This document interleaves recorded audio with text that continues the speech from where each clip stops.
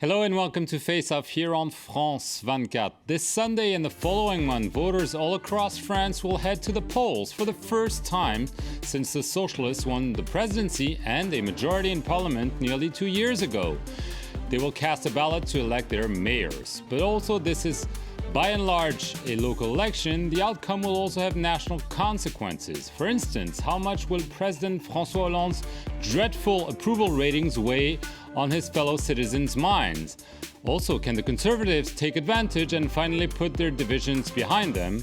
And will the far-right National Front become a major player? With me on the set today, Jean-Marc Gonin with the Figaro magazine and Philippe Turle with Radio France Internationale. So, of course, Jean-Marc, this is a local elections, many local elections, but people will also try to gather national results and especially see if the president's approval ratings, which are really very, very low. We can see some of the recent figures. Nearly 3/4 of the French disapprove of François Hollande's action. Will they also vote with him in mind? I don't think so.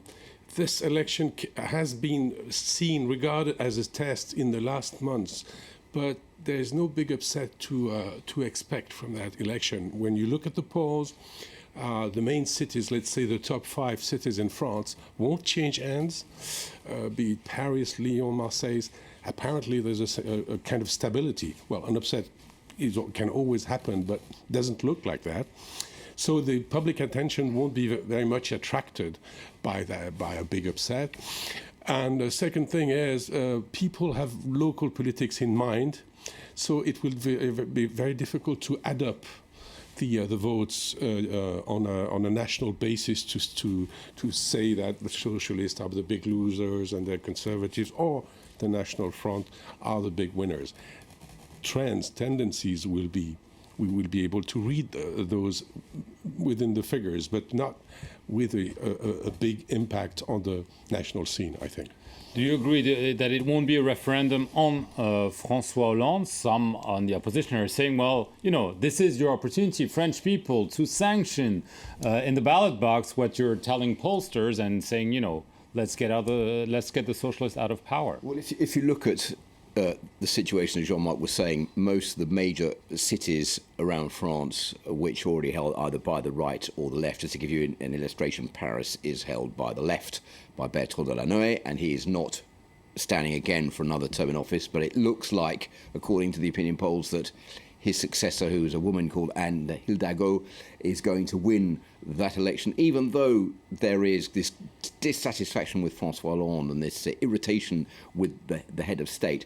The left is still going to win Paris. So it doesn't. The disapproval of François Hollande will not affect the way people are going to vote in the French capital, and that, I think, is the way that it will go in a lot of cities and towns in France. That said, there are two things which may happen. First of all, we don't know how many people are not going to vote, because that is one of the ways of protesting against the government, against François Hollande. People are dissatisfied with politics. People don't believe in politicians anymore. People are fed up in France with these continuing scandals that happen one after the other, not only on the left in the government, but also in the opposition on the right, which has been in the forefront over the last few weeks with a series of scandals, financial scandals, political scandals, which have come to light, and many people are very disappointed with the political class as a whole. So I think abstention might be one of the things that will happen, but I think people in France tend to separate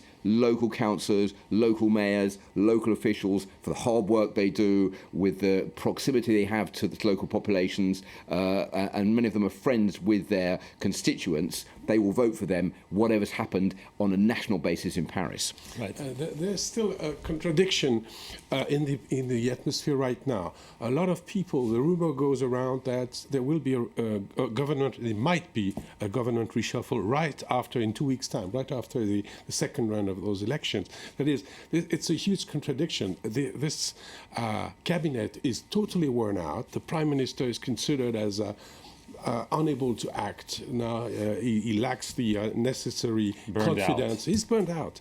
And so he might be sacrificed at the end, although the ballot won't be that significant to show that the socialists are weaker now. Right, but you don't think that the Conservatives also have a big impact? I mean, those elections will have a big impact on them because they need to present themselves as a possible solution if the socialists are ousted in upcoming national elections. Jean-François Copé, the head of the UMP party, is wishing, but it looks more like wishful thinking than what will come out of the ballot box. Copé thinks that dissatisfaction with government, with the socialists, will prove people in front of the ballot box will have a reaction against the socialists. But you can't read this in the opinion polls right now. You might have like 30 towns going from lost by the socialists, but that won't be the big punch in the face that might have been expected before. And there is a reason for that. As Philip was saying, there's a discontent with the whole with the political class as a whole. And in the last days and weeks, the spotlight has been put on the Conservatives that have been really damaged by a lot of scandal justice cases that have unsettled the party and produced a revival of the internal struggles in the ranks of the Conservative Party, and that has harmed the party altogether. Right. I think the big question is that everyone wants to know the answer to is, how is the National Front going to do? That was about what I wanted. That was what I wanted to ask you about. Sorry. It's difficult to say. There's a saying in France which sums up how people vote, which can be applied to every election. There are always 2 rounds in every election. Usually it's those who obtain a majority in the first round to go forward to the second round, the top 2 or the top 3 candidates.